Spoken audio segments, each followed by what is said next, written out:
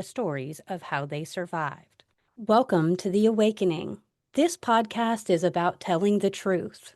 Truth about what happens when religion harms, and truth about the courage it takes to heal. We'll be speaking with survivors who are reclaiming their voices and their lives. If you've ever felt silenced, shamed, or unseen in the name of faith, this space is for you.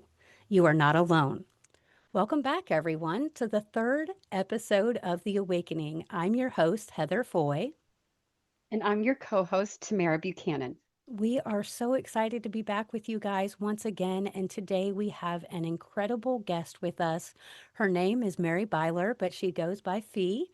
She is the founder of the Misfit Amish, and she also wrote a few books. One of them is called The Amish Misfit, but I'm going to let her tell you the rest about her books. Welcome in.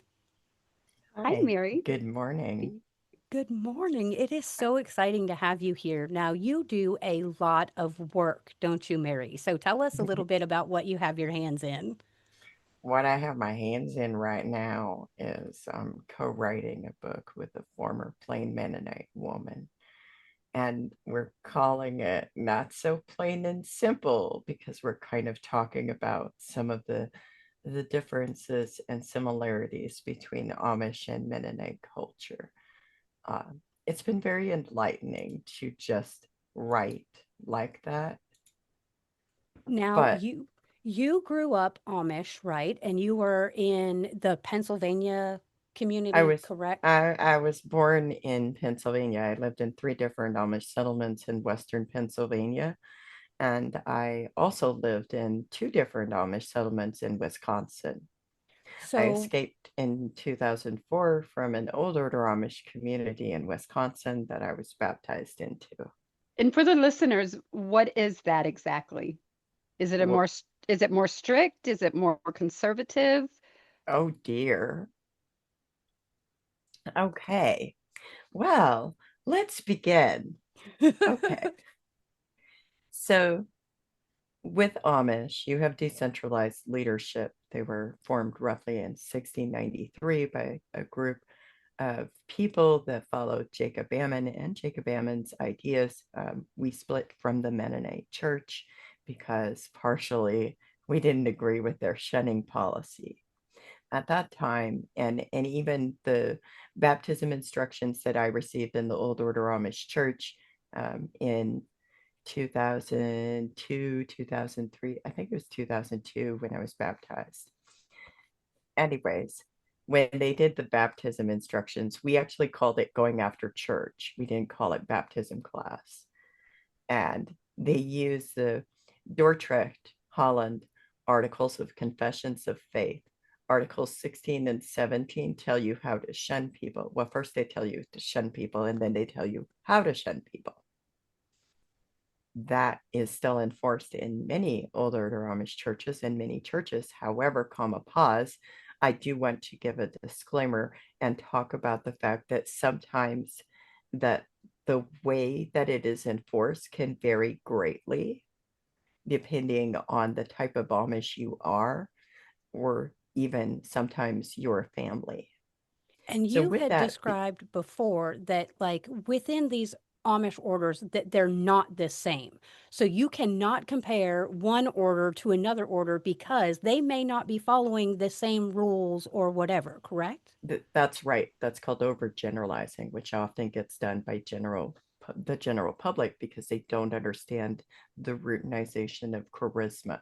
And they also don't understand that because I've had people tell me, well, the Amish are not a C word. And I'm like, but do you understand how the routinization of charisma works? Like, we're still here and we're still using the same doctrine. We're still applying that doctrine, even if it varies widely. We're still inspired by that. That is still our history. Can you really divest from that? Yeah. Because part of what also happens with the decentralized leadership is that you have different settlements, and within settlements, which is a different geographical location, you can have different types of Amish. And in the different types of Amish, you can even have different church districts. Typically, in most Amish churches that I know of, ministry gets together of that flavor of Amish twice a year, and they rewrite the rules. And then the church is supposed to vote. However, let me give you an example of how that church voting might go. Last fall, no, a year ago, 2 years ago, this fall, I think it was. Don't quote me on the year, but it was within the past 2 years. There was a bishop who decided to outlaw a certain type of dress fabric, and people voted against it. And his proposal, the proposal of the ordinance brief, did not pass. And so the bishop disciplined the church members that voted against it. Wow. And while they were disciplined, they're not allowed to vote in church business. And then he put forth the proposal again, and the proposal passed. Wow, that is so messed up. So democratic, right? So, how did this structure shape your early life and your upbringing? What did that look like growing up Amish? Because I Man, you're know, asking loaded questions. well, I know what we see, depicted on television and books, okay? And we know from having spoken to you, me and T, that your experience is nothing like what it is that is depicted in books because they glamorize the Amish lifestyle. So I would like our listeners to know from you what your experience was actually like so they have a better idea of what that is. Heather, the very first thing that comes to mind is being a school child. And I was in third or fourth grade. And I was walking home from school with my friend who was one grade up from me. So she was in fourth or fifth grade. And there was an English man, a dominant culture man, who followed us in his car and tried to get us to get in his car. And you were just a little girl. That is so atrocious. Third and fourth grade, or fourth and fifth grade. We were children. We were children that dominant culture men saw as sexual objects.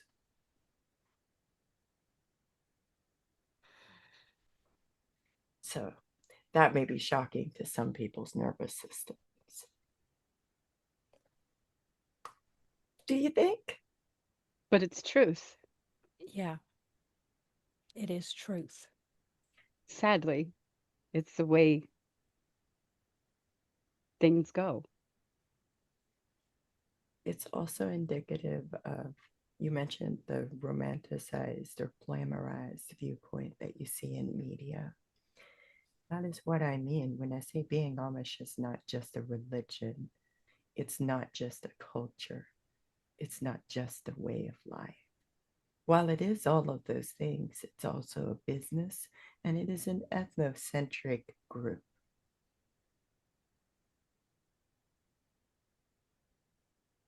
How do you think the business would proceed or could continue to exist if they didn't have the glamorized viewpoint of labor exploitation? Ooh, that is so good. That is so good, Mary. Because She's even would a church exist if it wasn't for the money that is made to help keep it a well-oiled wheel? Mhm. so we know from having spoken to you that, there was rampant abuse that you experienced. And I want to talk about that a little bit. We had spoken a little bit earlier before we got this podcast started about some of the questions that come up when you share your experiences. So, you want to talk a little bit about that with us as well? Yeah, let's talk about this. Okay, first off, in dominant culture, there's a lot of times people will ask survivors of sexual violence what they were wearing. For me, it wasn't an outright question of what I was wearing. It was more insidious because it was like, oh, well, clearly you were dressed modestly. And I was. In my one picture that I have of me, it's an old picture. It's very poor quality. It was taken in July of 2003. Uh, you can definitely see that I was covered and I was dressed modestly and plainly. And so people didn't ask me outright, what was I wearing? Instead, they asked me, what was I wearing under the dress? That is What do so Amish women egregious. wear under the dress? And you know what? I spent many years thinking about that and processing that in therapy. And eventually, I made a whole video with the help of my friends over at Into Account, Our Stories Untold. Shout out to Jay and Stephanie because they're the ones that made this happen for me. And what I did is I actually took off the older Amish dress that I had on, which it was not in the style that we were allowed to wear. And everybody from that community knows damn well that is not an approved by the church's bishops dress. However, it is approved by a different type of Amish church's bishop. So I digress. But I took it off, and underneath it, what I did is I kept a list for several years. I kept a list of all the things that people have called me, the names that people have called me, because I refuse to buy into the romanticized and glamorized version. If you want to talk to me about like high control groups, fine, great. I'm happy with that. Yeah. I do find a lot of, I don't know, I have a lot of interest in high control groups and how they operate and the impacts of that. How does that impact us long term? But when we're talking about this and you realize that I'm saying that the Amish that I grew up in, all five of those communities are high control religious groups. When Yeah. I tell you that, and your response is to wax and wane poetic about some butter or furniture, or tell me you're just looking around at your beautiful Amish furniture. Like, first off, I'm talking about no, abuse here, not furniture. like I'm not doing that. But the beautiful part is so I took all these words that people called me, and my friends helped me. I put body paint on me and I painted all those words on me. And then I made a video of me removing the dress. Well, you asked me what I was wearing under the dress. Now you know. That is And you incredible, know though. what? People don't ask me what Amish women wear under the dress no more. And they shouldn't. Like, I mean, it is such an egregious, comment to make to somebody that is a survivor of abuse. Like, we had this conversation earlier, but I was 8 years old. I was wearing little girl clothes. It's never about what she was wearing or wasn't wearing. It was always about the predator. And when we shift that question, we know that's putting the blame onto the victim instead of the predator. Like, and it's so egregious to put that onto the victim because you're just re-victimizing them over and over again. And most of the time, Heather, whenever they do this, and we say when these things happen to us, we were 4, we were 8, we were 5, we weren't dressing ourselves. No, we Our were not. mothers were. Yes, our parents were dressing us. They were dressing us knowing what they were doing. Yep. Yep. And Um, not even just that, it was also the clothing that was approved by the group as a whole. Yes. Yes. which they failed to understand that those standards of godliness and holiness are set forth by the minister or the bishop of that congregation. And it's taught to the fathers because we know what the covenant means, regardless of high controlled religion or sect that you're in, that it goes from the, God, bishop, Yep. father, mother, and the children. So whatever that bishop said, he brought it to the men of the church, and the men of the church went to the women of the church, and the women of the church enforced Yes. those rules. That's why when Absolutely. you go to a quilting, oh yes, ask me about how much fun did you have at the quilting bees? Oh, you mean was it fun watching somebody getting called out and having a yardstick used to measure how long her dress was? Do you mean that was fun? Wow. That's crazy. Like Or I standing in, remember things. yeah. I remember things, but I don't remember the romanticized version of whatever you're talking about there. Yep. Right. Oh, same, same. When I look back on my childhood, just growing up in the Christian, it is not romanticized. I don't remember those good feeling things that everybody talks about. I don't remember that at all. I remember being 5 years old and thinking I was a rotten piece of trash and had to give my life to Jesus. That's what I remember. But I don't remember, like, there is no goodness when you're a little kid and you're being told that your virginity, if you give it away, you're like a piece of chewed up bubble gum, like what the heck are we teaching people in these places? Oh, do you want to hear our version of Yes, that? I want to hear it. Please tell me. Why buy the cow when you can have the milk for free? Okay, Mary. So my dad actually told my husband that before he told him he needed to marry me. And that's why I got married at 16 years old. Dear fucking, oh my Yes, God. because we were engaging in premarital sex. So yes, that actually transfers past the Amish community into Christian communities as well. That's how That bad Exactly. that crap is. that is insidious. That is Yes. so awful. So, He so awful. Yeah, that's what Mary, he sat my husband down and literally told him that, you can't have the cow without or the milk without buying the whole cow. And I still look back on that just crazy, it's absolutely crazy because this is my father, like, right? This is the person that should be protecting me and advocating for me. And all he was doing was advocating against me. Like, it's just crazy. and in his own way, sexualizing you as a 15, 16-year-old girl. Yes, I mean, absolutely. when you look back now, it's cringe. It's just cringy when you think that your dad was, that's Yeah. how they thought. It's cringy, it's disgusting, it's Right. violating, like it's You so many know, different It's things. I dismissive. had no agency, I and have I was a good Christian girl, so I wasn't going to say no. I was going to do what I was told to do. I was following the rules. So, yeah, And of course, everybody knows that you're having that kind of wedding because you can't wear everything that oh, a yeah. good virgin Mhm. wedding could possibly be. Well, everybody thought I was pregnant. That's why I was getting married. Like everybody just assumed that I was pregnant, and that's why we were getting married. And I wasn't. I wasn't pregnant when I got married. I didn't get pregnant until 6 months later because that was the next step. But yeah, Exactly. it's like, yeah, it's crazy. I really, really, I feel like I have so many feelings about what you're describing. I have a 17-year-old right now, and I just cannot fathom No.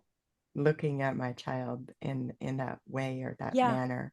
And the best part of confronting all of the trauma and the harmful ideology that we were taught means that we also get this opportunity to address it and to do better for our own children. absolutely.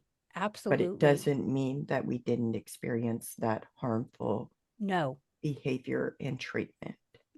And I'm like you, my kids, they're older. My youngest child is, 19 years old, but I would never tell my kids, I would never force them into a situation. I would never encourage them to do anything that they wouldn't even want to do, that would violate their body or their autonomy or their choices.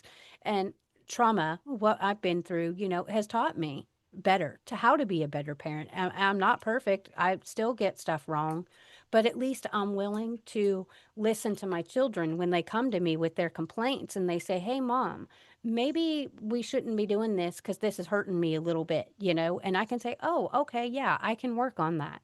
Whereas I had parents that I couldn't go to with anything, right? Like Mhm. I was always the problem, not them.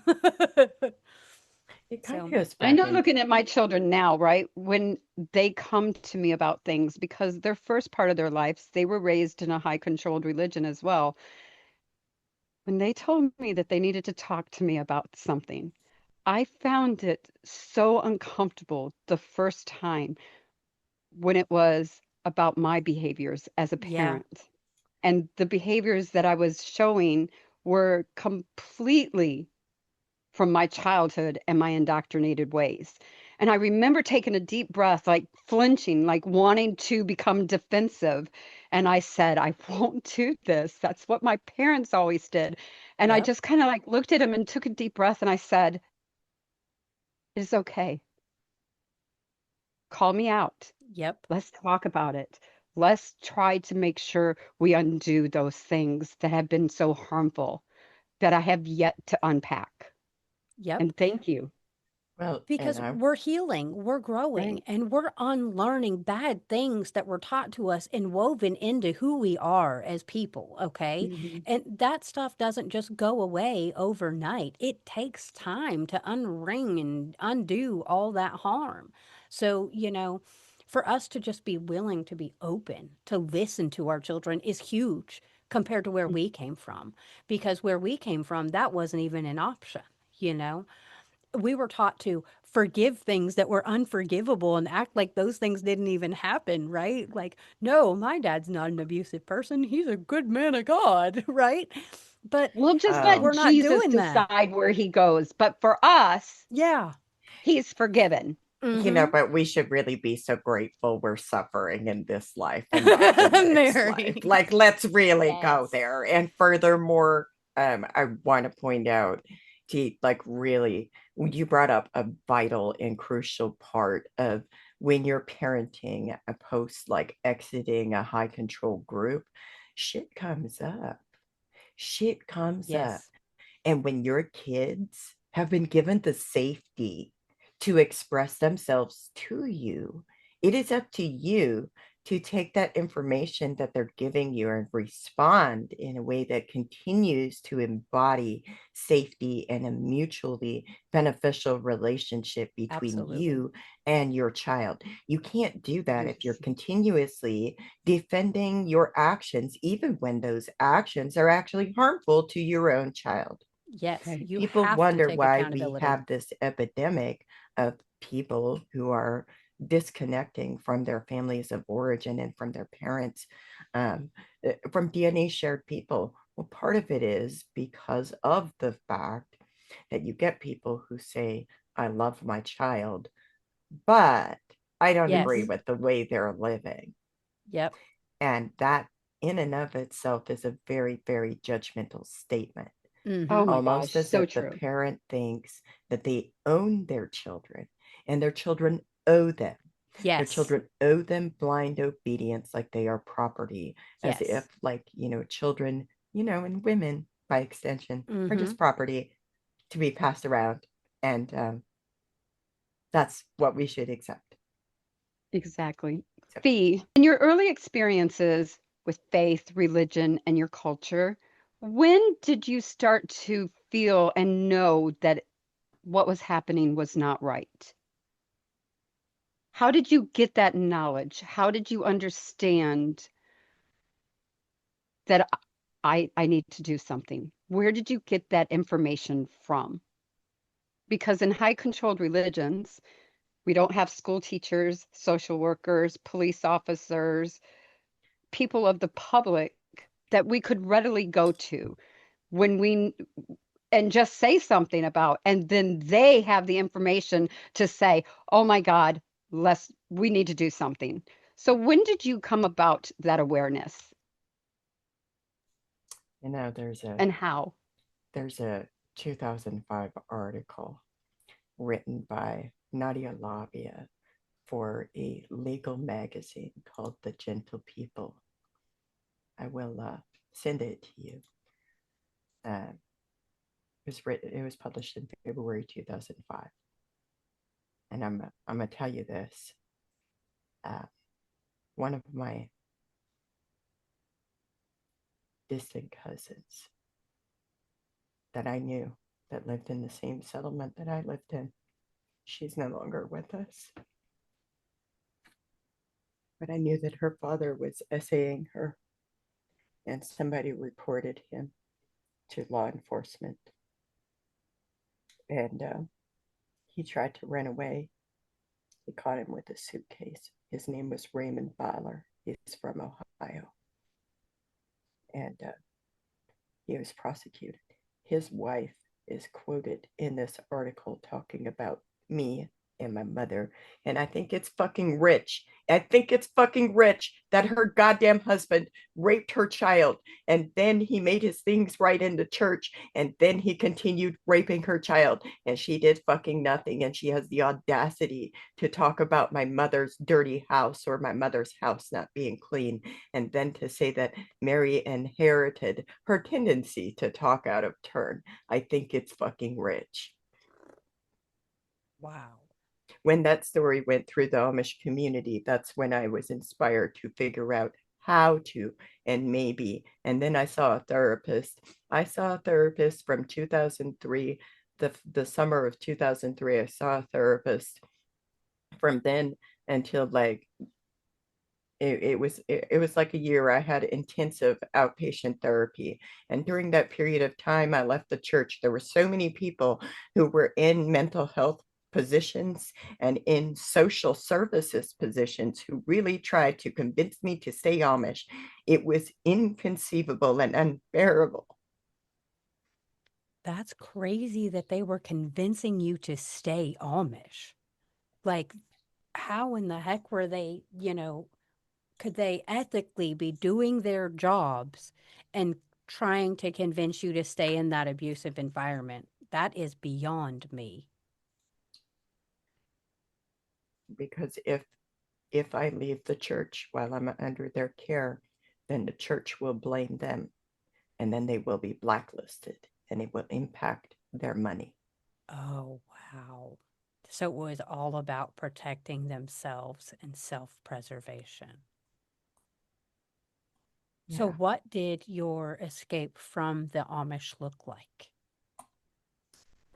You know, Heather, that is a really good question. And I'm just going to say this. In my first book, Reflections and Memories of an Amish Misfit, I wrote about the escape.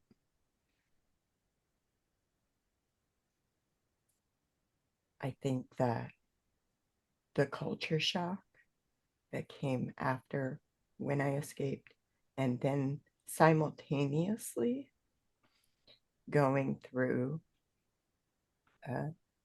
trying to assimilate into a culture that looked at us as like objects and not even really people. It was very difficult. I don't know how I would have survived had I not had people who were on the outside. And some of those people were also non practicing Amish, but a lot of those people were never Amish people. And in fact, the ones who made the biggest impact and the biggest positive impact on my life are atheists to this day. I had to And if I can just say this, Mary, for a lot of us, it was total strangers Yeah. that showed up. And showed us love that the institutions or the organizations or the people that claim to have God did not ever show. And it was always the people where they told us not to look, wasn't it? Yeah. The ones that they Well, said were awful sinners and headed to hell. well, so when I escaped, I was also under pressure from the church to stop the counseling that I was getting, the counseling from an actual clinician that was actually qualified to treat PTSD. Wow. And she had diagnosed me as having chronic PTSD. And they wanted me to go to an old order Amish minister or deacon. I think it was a deacon and a minister. Anyways, they wanted me to go to them for counseling because apparently somebody who goes to an Amish school with an 8th grade education where we don't cover anything about mental health or psychology or even PTSD is totally qualified to provide therapy for that. Apparently. Absolutely not. We just And so you that cannot heal in the same places that broke you. So you cannot heal underneath a counselor or a therapist that is coming from the same institutionalized mindset that you are trying to escape from. That is such bullshit. What the hell? And the abuser remains in the church, sits on the pew as a forgiven person, Yeah. And you must face him every day of the rest of your life Oh yeah. and find forgiveness to accept that. Oh yeah. No, bump that. Oh yeah. Well, We you know, just I also write little, about that T. Like when Read the you talk about book. read the book, you want to hear about this forgiveness part. Oh dear. yes, because it's Yes. like my favorite part because you're the one who taught me that I could stand up and not Yes. forgive. Yes. Read it to us, please. Read it. Well, could Okay, these let's take a groups short break because Mary wants to take a break. So let's take a short break. okay. I think I'm ready to Okay. continue because we were talking about patriarchal authority, and my thing that I was gonna talk about is that how would high control authoritarian groups continue to exist if they didn't exploit the labor of its members? And they couldn't. They absolutely couldn't continue to How? thrive without exploitation because the whole system, no matter what group you're a part of, they all thrive off of exploitation of some kind. You're exploiting the person's emotions. You're exploiting, their freedom of thought. You're exploiting their labor. Like you're exploiting them Your in so finances. many different facets, like for real. Mhm. You're also decreasing control, like they control the access to information. Absolutely. And one of the things that I really write, like I write about this, the reason when I want all of you to know that this pose is what happened in chapter 5 of this book when I was on my knees in front of the church. I was Now, put in that pose for in front just a of the second, church. I want to describe to the listeners what kind of pose this is. So, Mary, could you describe what this pose is that you're showing us right now? Because they're going to be hearing and not seeing. You're sitting on your knees with your behind pretty much touching your heels on the floor, your hands folded in your lap, your shoulders are supposed to be slumped appropriately, your head bowed in God holy submission as you repent. That is when you make your things right, because there's different levels of confession, but this is one of the making your things right of confession rituals that I personally experienced. And for me, every single Amish person who comes from the groups I come from, they all know that that one cop string, the cop is the covering on my head. Oh, I forgot that. I had a covering on my head and a cape on and an apron. Plain, plain, plain dress. Solid color. Okay. Um, what is it? It's a dark green, like a hunter green dress. Okay. Anyways, they all know that that one covering string is a sign of rebellion.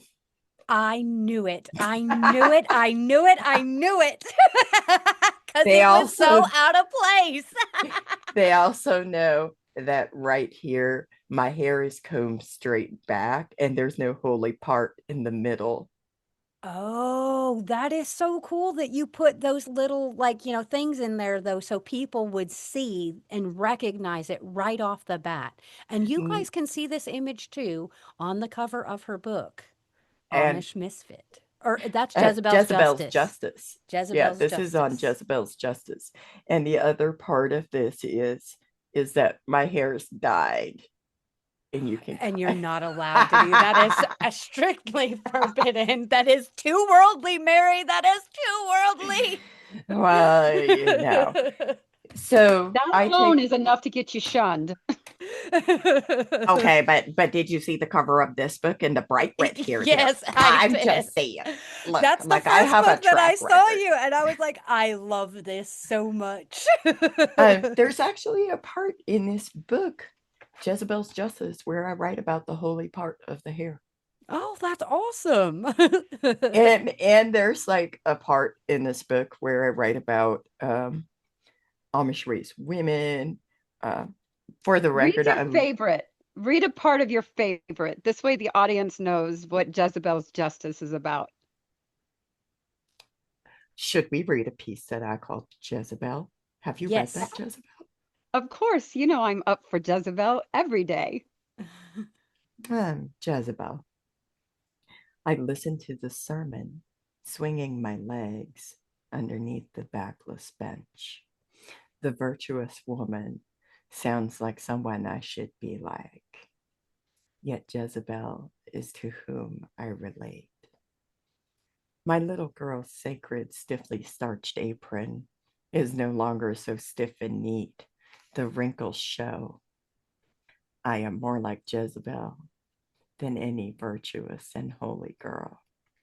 And somehow today, I still fail to see how the road to hell was a wrinkled apron and the road to heaven was a holy apron, stiffly starched and wrinkle free.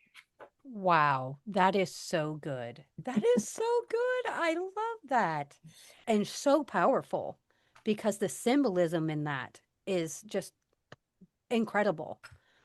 So, Like, what if you had any type of, you're out of the Amish, you are really helping people out here. What kind of work are you doing to help people, now that you're out? And if you had any type of advice or words of encouragement for our listeners today, what would you have to say to them, Mary? Well, I actually I have a lot of words about that. Number one, your life is your own. You have to live with the consequences of the decisions you make. So nobody else gets to tell you how you have to live your life. As long as you're not committing crimes or harming other people, live your damn life. Yes. The golden yes. rule, right? Uh, for people that come from groups that really, really, really worked hard at silence as a golden virtue to cover up the harm that transpired within the congregations. And for people who also experienced the control of their clothing, because I want to point out that while I use an apron as a symbol, that was a pinafore apron. That was a very specific type of Amish girls' church apron Yeah. before I was even 12 years old. Uh, with that being said, regardless of what type of clothing it was, like I know for certain groups, women weren't allowed to wear pants for a Yeah. long time. And for other groups, they wear their specific underwear. Whatever type of clothing control that there is, think about this part, this piece, because I wrote this piece called The Voices. It is dedicated to Kay Rose, a former Plain Mennonite who is a dear friend of mine and has recently published her second book, Triumph and Survival. I am so proud of her. Dressing herself was also a journey, as it is with anyone who has had their clothing monitored by strict rules. Regardless of how many or how small the number of rules, these rules all accomplish the same thing. They teach women that they don't have the ability to determine what garb is appropriate for them to wear, and they must always wear clothing approved by the men in their lives. Thank you, Kay Rose, for sharing your life with us and boldly writing about your experiences. With that being said, the voices. There's a need for this. We heard the voices. It's so big. I hear their voices as they break, gasping for air as they ask me, how do I, and insert things here. I hear their cries for help. I hear them timidly and quietly asking me not to think less of them because they didn't know. I hear them awake at night, feeling alone and lost in this big world. I hear their unspoken message that they have never felt the safety of being able to express themselves. We hear you. Whether it's 6 weeks or 6 months or 6 years or 6 decades, it's your body and you get to choose the clothing you wear. This is not a rule book. This is the idea that you get to decide the appropriate actions for you in your journey as you navigate the English world. You control how much and how fast you navigate this new world. Your decisions matter. Your autonomy matters. You are capable. You get to decide. Well, I guess we couldn't have ended on a more beautiful or powerful note than that, could we? Whew, you got us both in tears over here. Part Oh, of my work is So also true. really empowering people. One of the big things when we formed the Misfit Amish is now officially filed for nonprofit status. I'm so very proud of that. So yay! fantastic. But one of the big things that our core principles that we hold is operating from a victim empowerment stance. That means if I'm sitting in a whether it's a physical or a virtual space, and somebody is being disrespectful and silencing the survivor, the first part I'm going to do is call out that bad behavior. I'm not going to tolerate that in spaces I am in. Yes, yes. Victims' 100% voices with you. they always come first. And they are capable of making decisions. Just because somebody has not had the experience and the practice to make good decisions or what they view as good decisions doesn't mean that they're incapable. It's infantilizing that people go around treating survivors as if they have to be told what to do and where to go and how to walk and how to talk. It's like the same thing. You're just trading one garb of oppression for another. It's just trading one kind of control for another. So when people take back their autonomy, one of the things that can happen is that sometimes you have a really big central nervous system response, and it really makes you feel like you're back there. But here's the thing. You have all that experience now. You have Yes, all this knowledge now. You have people who are willing to walk with you.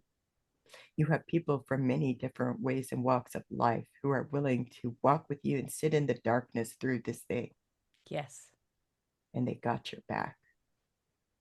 yes. Mary, can I ask a question here? I know we're winding it down, but I'm really curious on the impact, how it has shaped your relationships today, your identity, your self-worth. What does that look like for you today versus what it looked like for you 20 years ago? I felt like I was a piece of property 20 years ago. I felt like I was nothing. I felt like I could never be good enough. I felt like I was fucking alone in the world that I didn't understand. But here's the thing, that has been more than 20 years ago, as you mentioned. And I've had many different experiences. I've visited over a dozen countries. I've gotten to see the Louvre in Paris. I've gotten to travel to places I never thought would be possible.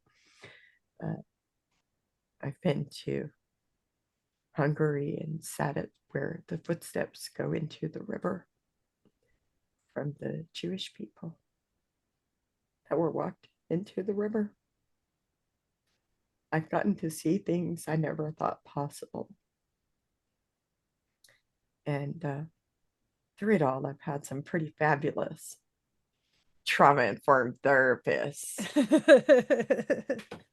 And while I live with complex PTSD, part of what I have experienced is that for me, having more information means I can easily go down the path of pathologizing my trauma. I really try not to, but I digress. It's a work in progress. Girl, we are all a work in progress. But But having strong women like the three of how? us on this panel today is so empowering. And it's so important for the world to know that not only do we support, we stand behind, protect, and provide a safe place for Yes, wherever you're at on your journey. wherever you're at. And And I am that's honored where I that you're was my friend. that's where I was going. It's like one of the things that I've gotten the privilege of doing is choosing who gets to be in my life, choosing who gets to get part of my time, Ooh, you are and so good. choosing how to navigate my life. Everybody does not need to approve of me. I don't ask for your approval. I don't want your I pity. don't need.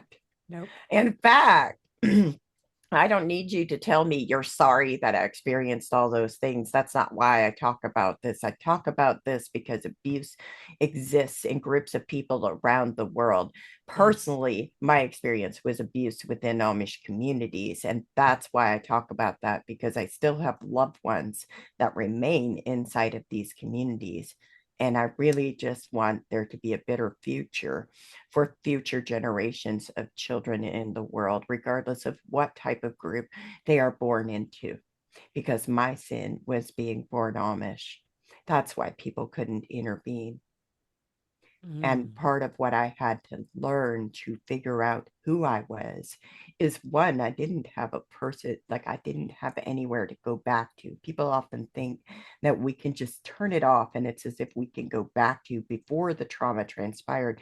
When you experience Yeah. torture the way that I experienced it, there was no time that you remember prior to the trauma. Yeah. The trauma is interwoven in every part of your developmental path. Yep. You develop with trauma. It shapes every interaction you have, even when you don't consciously think about it, even when you deliberately try to deny it. So, Yes. what happened is I got the privilege of creating people, a community that literally I get the privilege of being in spaces and having shared spaces like this where it just feels like a breath of fresh air after you were Yes. walking in the darkness. You My finally goodness. climbed up the Yes. mountain and you're standing on top of Pikes Peak, okay? And I have stood on top of Pikes Peak. 14,100 feet elevation. Thank you very much. Well, you Let me freaking add go, that to my girl. bucket list.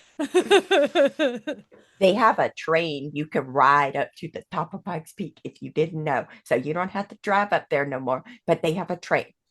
Ooh, did you hear that, y'all? You can catch a train to the top of Pikes Peak. Well, we are so grateful to have had you here with us today, Mary, and to be able to Yes. engage in these really incredible conversations. And, you have really, you're a badass woman. Like, I watched a video of you just a couple of days ago. You were like standing in front of a courthouse talking about childhood sexual abuse. And I'm sitting there thinking, God, I love badass women. Like, I just do, because you are one of them. So I am going to let all of our listeners know how they can find you. You are on multiple social media platforms. So I'm going to leave your links in the show notes so they can buy your books, they can watch your content, and follow along with the work that it is that you are doing. Go ahead, T. And Mary, say something about the documentary that's out there on Peacock. Yes, say something about your documentary too, real quick. So, in my first book, which is an autobiography, it talks about trauma of all kinds. It talks about child abuse. It talks about systemic failure at so many levels. And I stopped writing when I escaped.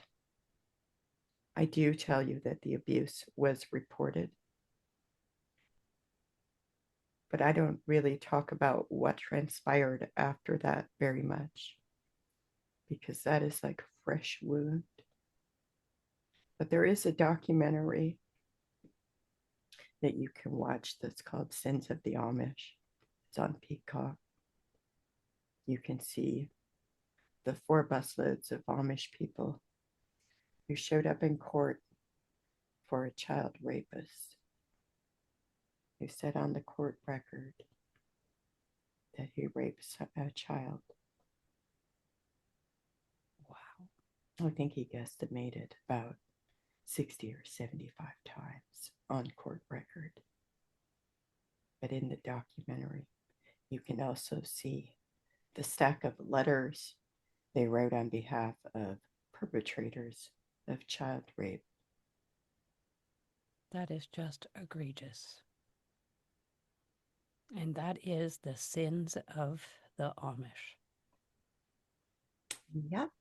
And this is why Mary is a badass, isn't it? I have been fighting patriarchy my whole life, okay? And you're so damn good at it. Look, like I didn't have a choice. It was survival. I had to get good at fighting it to survive. And you have become a pro. And we are so dang grateful for you. Thank you so much for being here with us today. We love you. And I am privileged to have been able to interview you today and have you on our podcast. I'm glad that I can call you friend. Yes, we are very Thank you honored so to know much you.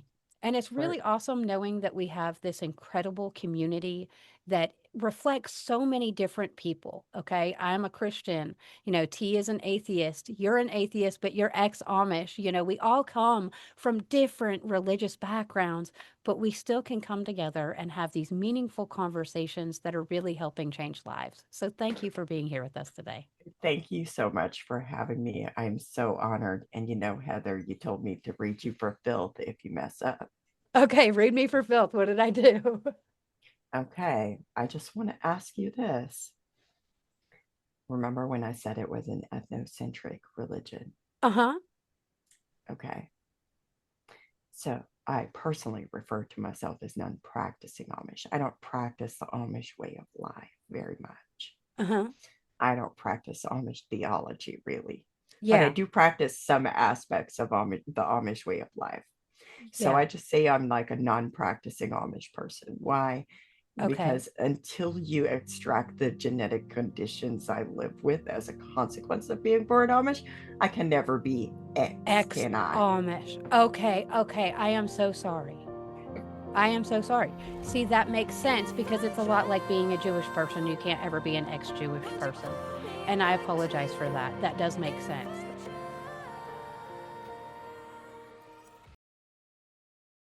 The preceding podcast is solely owned by its host or hosts and is distributed by BIG Media LLC. Copyright 2025, all rights reserved.